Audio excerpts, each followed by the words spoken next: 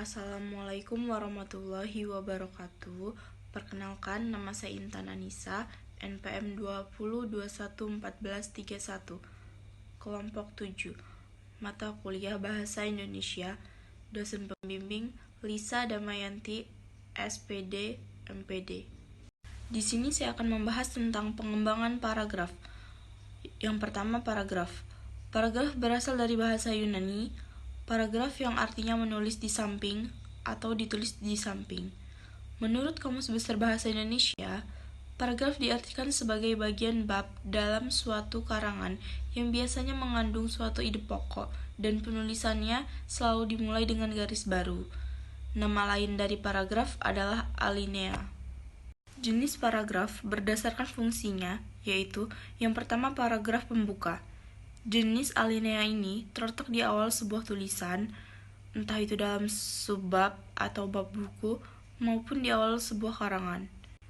Yang kedua, paragraf pengembang merupakan alinea yang berfungsi untuk mengembangkan topik pembicara dalam suatu tulisan, biasanya terletak di tengah-tengah tulisan. Yang ketiga, paragraf peralihan. Paragraf yang menjadi jembatan bagi dua paragraf utama, baik itu paragraf pembuka dengan pengembang maupun antara pengembang dan penutup. Alinea ini biasanya ditulis secara singkat. Yang keempat, paragraf penutup. Alinea ini terletak di akhir tulisan, baik tulisan di sebuah subbab, bab maupun penghujung sebuah karangan. Syarat-syarat paragraf yang baik dan benar adalah sebagai berikut. Yang pertama, mempunyai kelengkapan unsur-unsur paragraf di dalamnya. Yang kedua, setiap unsur-unsur paragraf harus mempunyai satu kesatuan antar satu unsur dengan unsur lainnya. Yang ketiga, mempunyai kepaduan di antara setiap unsur di dalamnya. Pola pengembangan paragraf. Pola pengembangan paragraf merupakan cara penulis untuk mengembangkan pola pikiran dalam suatu paragraf. Pengembangan pola pikiran ini bisa dilakukan dengan mengembangkan kalimat topik ke dalam berbagai kalimat penjelas yang ada dalam paragraf. Pola pengembangan paragraf bisa dilakukan melalui berbagai cara yang telah disesuaikan dengan sifat paragraf tersebut. A. Pola klimaks serta anti klimaks.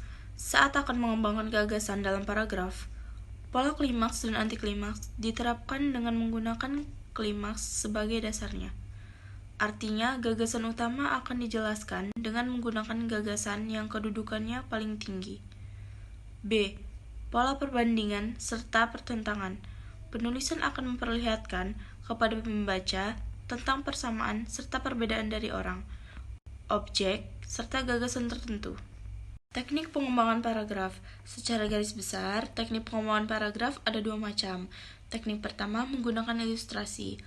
Apa yang dikatakan kalimat topik itu dilukiskan dan digambarkan dengan kalimat-kalimat penjelas, sehingga di depan pembaca tergambar dengan nyata apa yang dimaksud oleh penulis.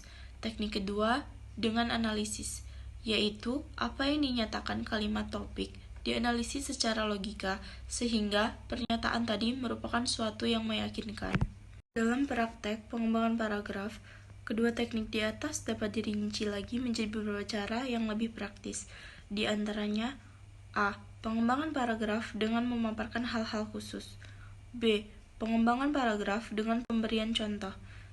C. Pengembangan paragraf dengan menampilkan fakta-fakta. D.